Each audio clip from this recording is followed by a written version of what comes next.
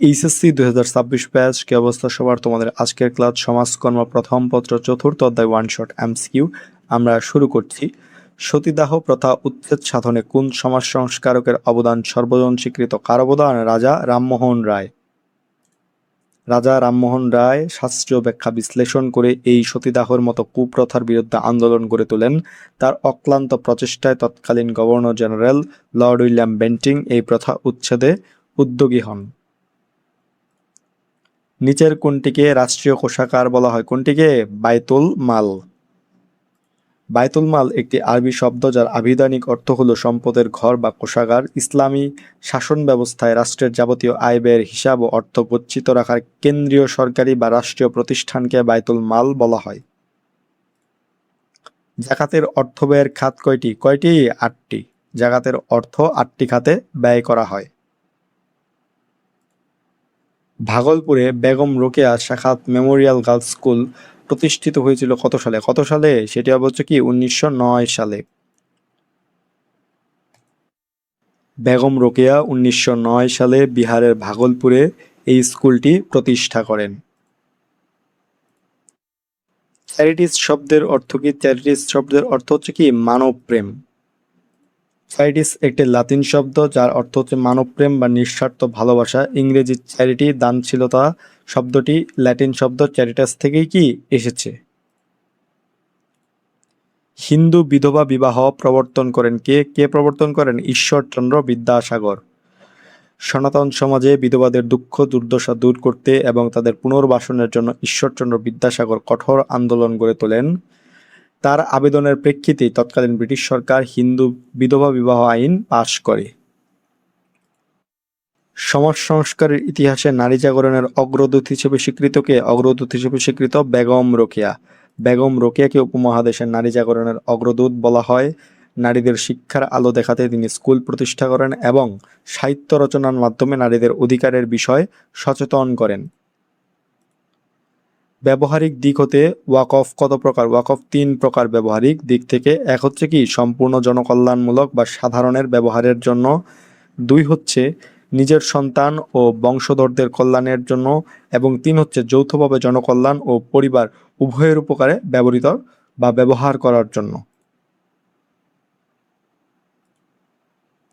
সতীদাহ প্রথা উচ্ছেদ আইন কত সালে প্রণীত হয়? সেটি হচ্ছে কি 1829 সালে। 1829 সালে তৎকালীন governor general Lord William Bentinck আইন জারির মাধ্যমে সতীদাহ প্রথাকে সম্পূর্ণ অবৈধ ও দণ্ডনীয় অপরাধ হিসেবে ঘোষণা করেন। বিধবা বিবাহ প্রবর্তন আমার জীবনের প্রধান সৎকর্ম উক্তিটি কার? উক্তিটি হচ্ছে ঈশ্বরচন্দ্র বিদ্যাসাগরের। ঈশ্বরচন্দ্র বিদ্যাসাগর জীবনে বহু সামাজিক ও শিক্ষামূলক কাজ করলেও বিধবা বিবাহ আইন পাশ করানো এবং তা বাস্তবে প্রয়োগ করাকে তার জীবনের সর্বশ্রেষ্ঠ কাজ বলে মনে করতেন। সোনারগাঁ থেকে সিন্ধু নদ পর্যন্ত ঐতিহাসিক গ্র্যান্ড ট্রাঙ্ক রোড নির্মাণ করেন কে? গ্র্যান্ড ট্রাঙ্ক রোড নির্মাণ করেন কে? সম্রাট শেরশাহ। যোগাযোগ ব্যবস্থার উন্নতির লক্ষ্যে মধ্যযুগীয় শাসক শেরশাহ সোনারগাঁ থেকে সিন্ধু নদ পর্যন্ত প্রায় 4800 কিলোমিটার বিস্তৃত দীর্ঘ রাজপথ সড়ক ই আজম নির্মাণ করেন, যা পরবর্তীতে গ্র্যান্ড ট্রাঙ্ক রোড নামে কি পরিচিতি পায়। ভারতবর্ষে নিযুক্ত কোন গভর্নর জেনারেল আইন জারি করে সতীদাহ প্রথাকে দণ্ডনীয় অপরাধ বলে ঘোষণা করেন? Lord Bentinck. Governor general Lord William Bentinck ছিলেন অত্যন্ত সংস্কারকামী। তিনি রাজা রামমোহন রায়ের সামাজিক আন্দোলনকে আইনি ভিত্তি দিতে আইন তৈরি করেন এবং সতীদাহ প্রথা নিষিদ্ধ করেন। আবিধানিক দিক থেকে অ্যাডমিনিস্টার শব্দের অর্থ কি? অ্যাডমিনিস্টার শব্দের অর্থ হচ্ছে কি পরিচালনা করা। সমাজকর্মের সহায়ক পদ্ধতি কয়টি? সহায়ক পদ্ধতি 3টা। সমাজকর্মের পদ্ধতি মোট 6টি, 3টি মৌলিক পদ্ধতি, 3টি সহায়ক পদ্ধতি। এখন 3টা সহায়ক পদ্ধতি হচ্ছে কি 1 সমাজকর্ম প্রশাসন, 2 সমাজকর্ম গবেষণা এবং 3 সামাজিক কার্যক্রম। ধর্মগোলা কি? ধর্মগোলা হচ্ছে কি যে বৃহৎ শস্য ভাণ্ডার। দুর্ভিক্ষ বা জরুরি দুর্যোগ মোকাবেলায় গ্রামীণ এলাকায় খাদ্য নিরাপত্তা নিশ্চিত করতে শস্য, ধান, চাল ইত্যাদি জমা রাখার ঐতিহ্যবাহী যৌথ ব্যবস্থাপনাই হচ্ছে কি ধর্মগোলা। বায়তুল মাল বলতে বোঝায় কি ইসলামী রাষ্ট্রের রাষ্ট্রীয় কোষাগার। যে কোনো দেশের কোষাগারকে সাধারণ অর্থে রাষ্ট্রীয় কোষাগার বলা হলেও পরিভাষা হিসেবে বায়তুল মাল সুনির্দিষ্টভাবে ইসলামী রাষ্ট্র ব্যবস্থার রাষ্ট্রীয় কোষাগারকে নির্দেশ করে।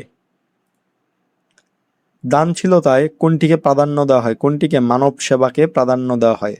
দানশীলতা বা চ্যারিটির মূল ভিত্তি হলো নিঃস্বার্থ মানব সেবা। এখানে প্রতিদানের আশা না করে কেবল মানুষের দুঃখ কষ্ট দূর করা এবং কল্যাণের বিষয়টিকে প্রাধান্য দেওয়া হয়।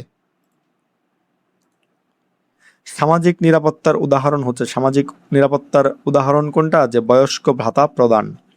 রাষ্ট্র কর্তৃক নাগরিকদের জীবন ধারণের ঝুঁকি মোকাবেলার জন্য প্রদত্ত সাহায্যই হলো সামাজিক নিরাপত্তা। বয়স্ক ভাতা হলো সামাজিক সাহায্যমূলক নিরাপত্তার একটি বাস্তব উদাহরণ। কত সালে শিকাগোতে দানশীলতা সংশোধন ও মানব হিতৈষণার আন্তর্জাতিক সম্মেলন অনুষ্ঠিত হয়? কত সালে? 1893 সালে। 1893 সালে আমেরিকার শিকাগোতে অনুষ্ঠিত দানশীলতা সংশোধন ও মানব হিতৈষণা সংক্রান্ত আন্তর্জাতিক সম্মেলনটি পেশাদার সমাজকর্মের বিকাশে গুরুত্বপূর্ণ মাইলফলক ছিল। আপন ভাইয়ের সাথে হাসি মুখে কথা বলা কি? আপন ভাইয়ের সাথে হাসি মুখে কথা বলা কি? সদকা। কেবল অর্থ দানই নয়, ভালো ব্যবহার ও হাসি মুখে কথা বলাও কি সদকার অন্তর্ভুক্ত? কোনটি সনাতন সমাজ কল্যাণের অন্তর্ভুক্ত? কোনটি? সেটি হচ্ছে কি যে সরাইখানা। প্রাচীন ও মধ্যযুগে দূর দূরান্ত থেকে আসা পথিকদের থাকা খাওয়ার ফ্রিতে ব্যবস্থার জন্য রাজরাজা বা ধনী ব্যক্তিরা সরাইখানা তৈরি করতেন, যা সনাতন বা প্রাচীন সমাজ কল্যাণের অন্যতম একটি রূপ। কোন সমিতির কার্যক্রমের ফলে দরিদ্ররা স্বনির্ভর হয়ে ওঠে? কোনটির? দান সংগঠন সমিতির কার্যক্রমের ফলে। 1869 সালে লন্ডনে গঠিত দান সংগঠন সমিতি চ্যারিটি অর্গানাইজেশন সোসাইটি সাহায্য প্রার্থীদের স্বাবলম্বী করার নীতি গ্রহণ করে, যাতে তারা অন্যের দয়ার উপর নির্ভরশীল না থেকে স্বনির্ভর হতে পারে। সরাইখানা কাদের জন্য প্রতিষ্ঠিত হয়েছিল? কাদের জন্য? যে বিপদগ্রস্ত পথিকদের জন্য। প্রাচীনকালে যাতায়াত ব্যবস্থা কঠিন ছিল, তাই ভ্রমণরত বা সফররত বিপদগ্রস্ত পথিক বা পর্যটকেরা যেন নিরাপদে আশ্রয় ও খাবার পেতে পারেন, সেজন্য সরাইখানা নির্মাণ করা হতো। দানশীলতার ইংরেজি প্রতিশব্দ কোনটি? দানশীলতার ইংরেজি প্রতিশব্দ হচ্ছে কোনটা? যে চ্যারিটি। হিন্দু ধর্মের বিধান অনুযায়ী দেবোত্তর কত প্রকার? দেবোত্তর হচ্ছে কত প্রকার? 2 প্রকার। এক হচ্ছে কি লৌকিক বা ব্যক্তিক দেবোত্তর, যা কোনো নির্দিষ্ট পরিবার বা ব্যক্তিবর্গের পূজার জন্য উৎসর্গ করা হয়। আরেকটা হচ্ছে কি যে অলৌকিক বা পাবলিক দেবোত্তর, যা সাধারণত সার্বজনীন পূজার্থে বা জনকল্যাণে ব্যবহৃত হয়। ব্র্যাক বহুমুখী কার্যক্রম পরিচালনা করে থাকে কেন? ব্র্যাক বহুমুখী কার্যক্রম পরিচালনা করে থাকে তার কারণটা হচ্ছে কি সামাজিক উন্নয়নের জন্য। ব্র্যাক বিশ্বের অন্যতম বৃহৎ বেসরকারি উন্নয়ন সংস্থা। এটি শিক্ষা, স্বাস্থ্য, দরিদ্র বিমোচন ও নারীর ক্ষমতায়নের মতো বহুমুখী কাজের মাধ্যমে সামগ্রিক সামাজিক উন্নয়ন নিশ্চিত করে।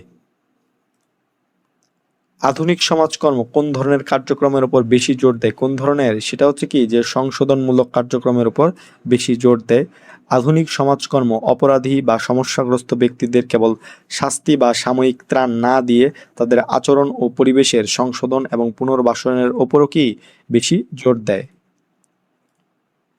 দেবোত্তর সম্পদ যে দেখাশোনা করে তাকে কি বলা হয়? তাকে সেবায়েত বলা হয়। হিন্দু দেবোত্তর সম্পত্তির পরিচালনা ও দেখাশোনার জন্য যিনি নিয়োজিত থাকেন তাকে সেবায়েত বলা হয়। সামাজিক উন্নয়ন বলতে বোঝায় কি প্রত্যাশিত ইতিবাচক পরিবর্তন। সামাজিক উন্নয়ন বলতে সমাজের গঠন, জীবনযাত্রার মান এবং চিন্তাধারার এমন একটি সুপরিকল্পিত ও প্রত্যাশিত ইতিবাচক পরিবর্তনকে বোঝায় যা মানুষের কল্যাণ বয়ে নিয়ে আসে। নিচের কোনটি ছাড়া সমাজকর্ম পূর্ণাঙ্গ রূপ লাভ করতে পারে না? কোনটি ছাড়া? সেটা হচ্ছে কি সামাজিক মূল্যবোধ ছাড়া। সমাজকর্মের প্রতিটি নীতি, কৌশল এবং লক্ষ্য মানুষের মর্যাদা ও সামাজিক মূল্যবোধের উপর প্রতিষ্ঠিত। মূল্যবোধ ছাড়া মানবিক ও পেশাদার সমাজকর্মের ভিত্তি তৈরি হতে পারে না। সামাজিক উন্নয়ন একটি কি একটি চলমান প্রক্রিয়া। সমাজ পরিবর্তনশীল, তাই সামাজিক উন্নয়ন কখনো এক জায়গায় থেমে থাকে না, এটি অবিরাম বা চলমান একটি প্রক্রিয়া। সকল মানুষের সামগ্রিক উন্নয়নের কর্মসূচিকে কি বলে? সকল মানুষের সামগ্রিক উন্নয়নের কর্মসূচিকে বলা হচ্ছে কি সামাজিক উন্নয়ন। সমাজের সর্বস্তরের মানুষের মৌলিক চাহিদা পূরণ, অর্থনৈতিক অগ্রগতি এবং জীবনযাত্রার মান বাড়ানোর সমন্বিত ও সামগ্রিক যে কর্মসূচি আছে সেটাকে কি সামাজিক উন্নয়ন বলা হয়। সনাতন সমাজ কল্যাণ ব্যবস্থার মূল চালিকা শক্তি কোনটি? মূল চালিকা শক্তি হচ্ছে কি ধর্ম ও মানবতাবোধ। প্রাচীনকালে আধুনিক বৈজ্ঞানিক সমাজকর্ম ছিল না, তখন মূলত ধর্মীয় অনুশাসন ও মানুষের ভেতরে সহজাত মানবতাবোধ বা সহানুভূতি থেকে কি সমাজ কল্যাণমূলক কাজ পরিচালনা করা হতো। কোনটি সমাজকর্মের সনাতন ধারা? সেটা হচ্ছে কোনটা, যে জাকাত, সদকা ও দানশীলতা। কোনো প্রাতিষ্ঠানিক বৈজ্ঞানিক পদ্ধতি ব্যতি রেখেই কেবল মানুষের ব্যক্তিগত উদ্যোগ, ধর্মীয় নীতি ও দয়া থেকে প্রাতিভূত জাকাত, সদকা ও দানশীলতা হচ্ছে কি যে সমাজকর্মের সনাতন বা প্রাচীন ধারা। ওয়াকফ এর আবিধানিক অর্থ কি? এর আবিধানিক অর্থ হচ্ছে কি আটক। ওয়াকফ একটি আরবি শব্দ যার আবিধানিক অর্থ হচ্ছে কি আটকে রাখা, উৎসর্গ করা বা নিরোধ করা। ধর্মে এটি নিজস্ব সম্পত্তিকে অন্যের হস্তান্তরের হাত থেকে আটকে জনকল্যাণে উৎসর্গ করাকে বোঝায়। হিন্দু বিধবা বিবাহ আইন পাশ হয় কত সালে? 1856 সালে। ঈশ্বরচন্দ্র বিদ্যাসাগরের আন্দোলনের ফলে 1856 সালে হিন্দু বিধবা বিবাহ আইন আনুষ্ঠানিকভাবে পাশ হয়। বিধবা বিবাহ আইন কোন লর্ড প্রণয়ন করেন? কোন লর্ড? লর্ড ডালহৌসি। বিধবা বিবাহ আইনের খসড়া তৈরি ও নীতিগত অনুমোদনের কাজটি লর্ড ডালহৌসির আমলেই চূড়ান্ত রূপ পেয়েছিল। যদিও আইনটি পাশ করার সময় লর্ড ক্যানিং ক্ষমতায় আসেন, তথাপি পাঠ্য বইয়ে এই আইন প্রণয়নের মুখ্য কৃতিত্ব তৎকালীন গভর্নর জেনারেল লর্ড ডালহৌসিকেই দেওয়া হয়। তাই সঠিক উত্তর কি হবে? লর্ড ডালহৌসি। তো এই ছিল সমাজকর্ম প্রথম পত্র চতুর্থ অধ্যায় ওয়ান শট এমসিকিউ ক্লাসটি। তোমাদের সকলের জন্য শুভকামনা রইল। ধন্যবাদ সকলকে।